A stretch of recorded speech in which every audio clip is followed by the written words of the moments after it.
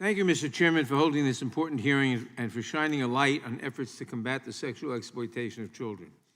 Law enforcement experts and victims advocates have reported that advancements in technology have led to an explosion of child sex abuse material, known as CSAM, available and distributed online.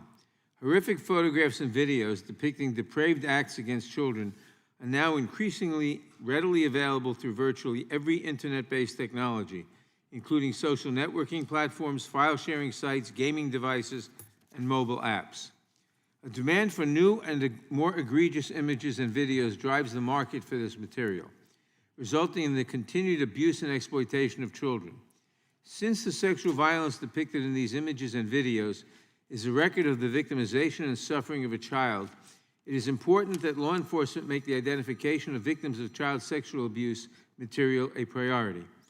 To that end, Congress must provide sufficient resources and funding to those agencies and organizations charged with identifying, locating, and rescuing these children.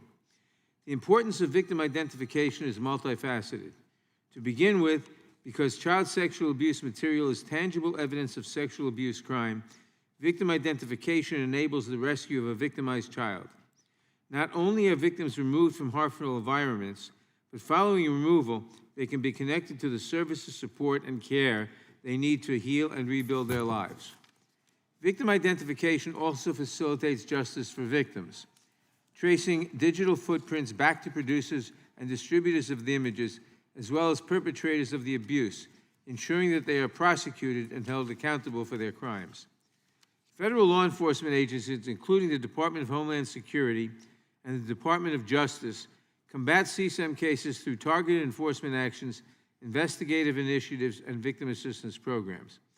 While these agencies work tirelessly in their investigations to track down perpetrators involved in the production and distribution of this material, they are also committed to identifying and locating victims. However, despite their best efforts, federal law enforcement agencies cannot tackle this problem alone.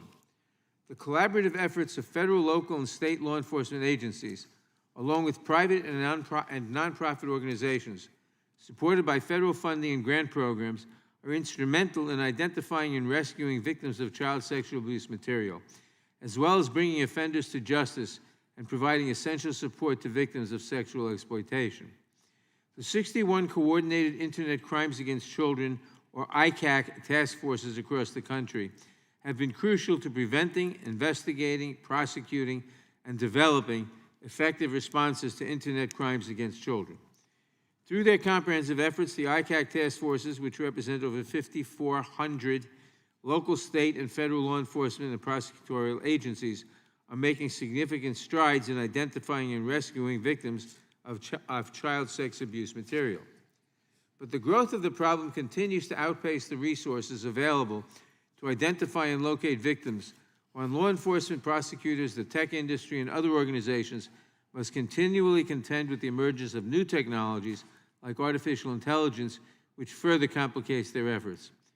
Today, the National Center for Missing and Exploited Children, NCMEC, reports that the cyber tip line has received more than 92 million reports.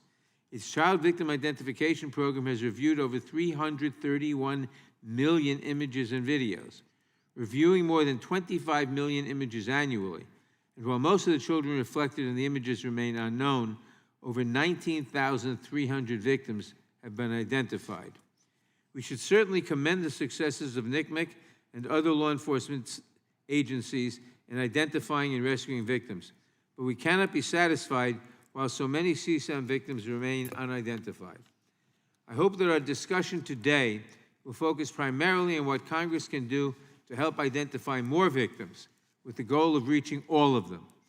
During a hearing last September, which examined the threat of child exploitation in the U.S. and abroad, we heard about the various struggles of law enforcement when confronting the edict of do more with less.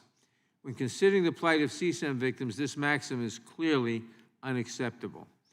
The collaboration between local, state, and federal law enforcement and non-governmental entities is fundamental to addressing the complex challenges posed by investigating child sexual abuse material and identifying victims.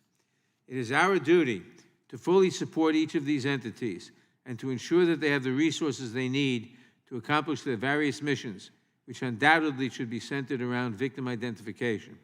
I look forward to hearing from our witnesses, and I yield back.